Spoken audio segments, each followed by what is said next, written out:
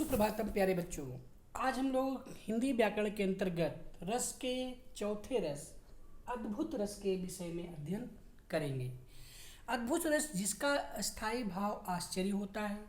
इसके अंतर्गत जब किसी भी व्यक्ति या वस्तु इत्यादि को देखकर हमारे मन में जो आश्चर्य या विस्मय का भाव उत्पन्न होता है उसे हम अद्भुत रस कहते हैं, तथा जब यह रस की अवस्था में पहुंच जाता है तो उसे हम अद्भुत रस कहते हैं। यानी कहने का तात्पर्य यह है कि जब हम किसी व्यक्ति वस्तु को देख करके हमारे मन में जो एक आश्चर्य का भाव उत्पन्न होता है, उस आश्चर्य का भाव उत्पन्न होना ही अद्भुत रस कहलाता है। और अद्भुत रस का स्थायी भाव होता है आश्चर्य। देख यशोदा शिशु के मुख में सकल विश्व की माया, क्षण भर को वह बनी अचेतन, हिल न सकी कोमल काया। यानी जिस समय मैया यशोदा कन्हैया को लेकर के यमुना जी के तट के किनारे जल भरने के लिए जाती हैं, तो कन्हैया को जब जमीन पर बैठा देती हैं और जल लेने के लिए मटके को लेकर यमुना नदी के जल में जैसे ही डुबोती हैं, वैसे ही उनकी नज़र कान्हा के मुख की ओर जाती है कि कान्हा मिट्टी के छोटे छोटे टुकड़ों को खा रहे हैं। जैसे ही वो कान्हा के पास आती हैं, उन्हें कहती हैं कि तुमने मुख में क्या खाया है।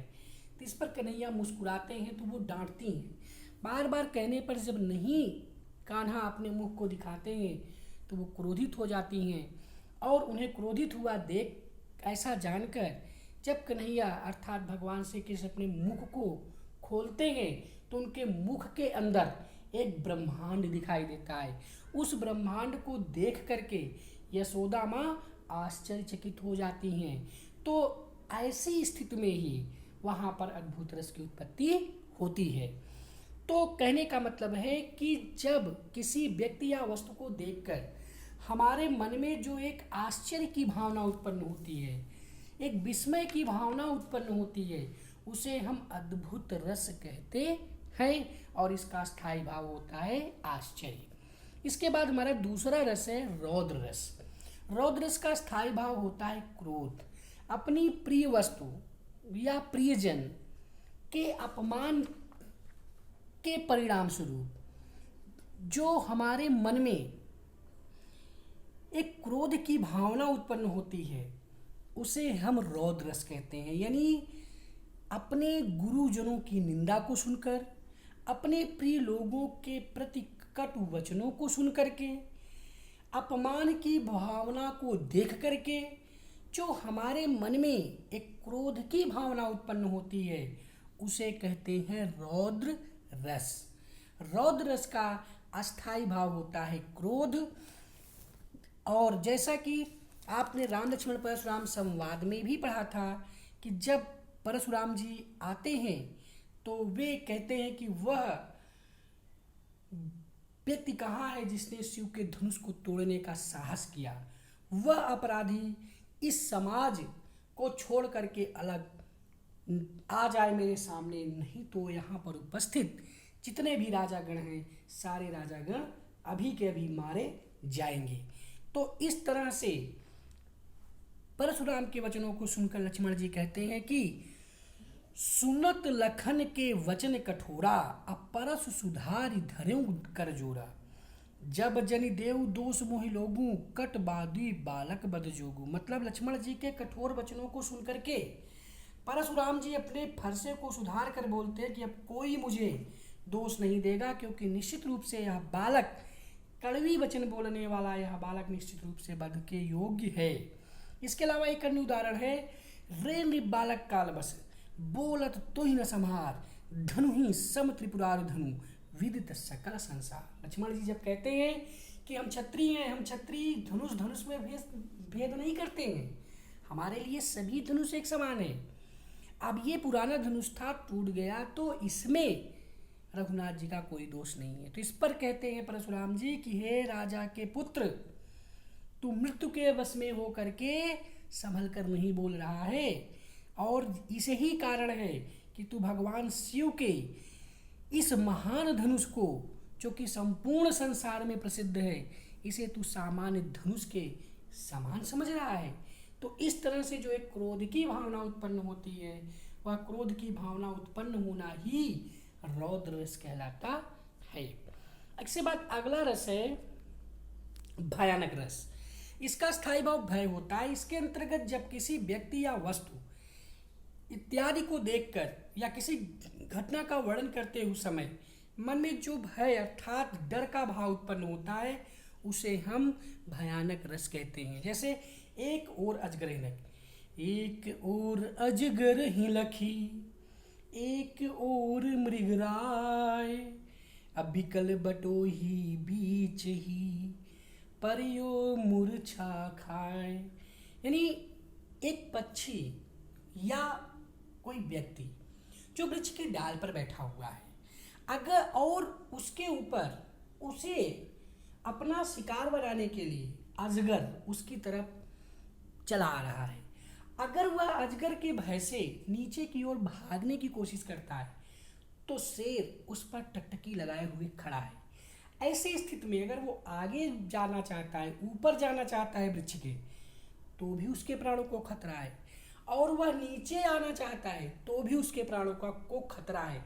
ऐसी स्थिति में उसके मन में जो एक भय की भावना उत्पन्न होती है, वह भय की भावना उत्पन्न होना ही भयानक रस कहलाता है। इसलिए भयानक रस का स्थायी भाव आपका भय होता है। इसके बाद अगला रस है बीभत्स रस। बीभत्स रस का स्थायी भाव होता है घृणा या जुगुप्सा। इसके अंतर्गत जब किसी व्यक्ति, वस्तु इत्यादि के बारे में जानकर, सुनकर या देखकर मन में जो घृणा अर्थात नफरत की भावना उत्पन्न होती है, उसे हम बीभत्स रस कहते हैं। और जैसे कि आंखें निकाल उड़ जाते, क्षण भर उड़ कर आ जाते, सब जीभ खींच कर कौवे चुभला चुभला कर खाते, भोजन में स्वान लगे मुर्दे, थे भू पर लेटे, खा मांस चाट लेते थे, चटनी सम बहते बहते। तो इस पंक्ति को सुन करके जो हमारे मन में एक घृणा की भावना उत्पन्न हो रही है, वह घृणा की भावना उत्पन्न होना ही बीभत्स रस कहलाता है। तो इस तरह से हम लोगों ने यहाँ पर पढ़ा कि बीभत्स रस का स्थायी भाव जुगुप्सा होता है। इसमें घृणित वस्तुओं, घृणित चीज़ों या घृणित व्यक्ति को देखकर अथवा उनके संबंध में विचार करके अथवा उनके संबंध में सुन करके मन में उत्पन्न होने वाली घृणा या ग्लानि ही बीभत्स रस कहलाती है। अर्थात बीभत्स रस के लिए घृणा और जुगुप्सा का होना आवश्यक है। घृणा और जुगुप्सा दोनों एक ही हैं। तो इस तरह से हम लोगों ने यहाँ पर बीभत्स रस के विषय में अध्ययन किया। अभी तक हम लोगों ने यहाँ पर सबसे पहले अध्ययन किया था अद्भुत रस का। अद्भुत रस का स्थायी भाव होता है, अद्भुत रस का स्थायी भाव होता है आश्चर्य। इसके अंतर्गत जब किसी व्यक्ति, वस्तु इत्यादि को देखकर हमारे मन में जो आश्चर्य या विस्मय की भावना उत्पन्न होती है, उसे हम अद्भुत रस कहते हैं। जैसे देख यशोदा शिशु के मुख में सकल विश्व की माया, क्षण भर को वह बनी अचेतन हिल न सकी कोमल काया। इसके बाद अगला रस हम लोगों ने पढ़ा था रौद्र रस। किसी प्रिय वस्तु, गुरु की निंदा, अपने किसी प्रिय व्यक्ति के विषय में कड़वी बातों को सुनना, अपना अपमान होते देखना, इसके परिणाम स्वरूप जो हमारे मन में क्रोध की भावना उत्पन्न होती है, उसे हम कहते हैं रौद्र रस। अर्थात जब अपने किसी प्रियजन, माता पिता, स्वयं या गुरुजन के अपमान से क्रोध जैसा भाव जब उत्पन्न होता है, तो उसे हम कहते हैं रौद्र रस। जैसे सुनत लखन के वचन कठोरा, परसु सुधारी धरऊं कर घोरा, अब जन देऊ दोष मोहि लोग, कटुबादी बालक बद जोगु, ऋणीप बालक काल बस, बोलत तो ही न समार। धनु ही सम त्रिपुरारी धनु, विदित सकल संसार। कहने का तात्पर्य है कि जब मुख लाल हो जाए और दांत पीसने लगे, कोई भौहें चढ़ा ले, तो वहाँ पर आप समझ जाइए कि यहाँ पर वह व्यक्ति क्रोध कर रहा है, यानी क्रोध के कारण उसका मुख लाल हो जाना, दांत पीसना, भौहें चढ़ाना इत्यादि रौद्र रस के उत्पत्ति के कारक होते हैं। इसके बाद हम लोगों ने पढ़ा था भयानक रस। भयानक रस का स्थायी भाव भय होता है। इसके अंतर्गत जब किसी व्यक्ति या वस्तु इत्यादि को देख करके किसी घटना का वर्णन करते समय मन में भय अर्थात डर का जो भाव उत्पन्न होता है उसे भयानक रस कहते हैं। इसका स्थायी भाव भय होता है। एक ओर अजगरहि लखि एक ओर मृगराय, बिकल बटोही बीच ही परयो मूर्छा खाए। इस तरह से प्यारे बच्चों हम लोगों ने यहाँ पर इन निम्नलिखित रसों का अध्ययन किया। आज के लिए बस इतना ही। धन्यवाद। जय भारत, जय हिंदी।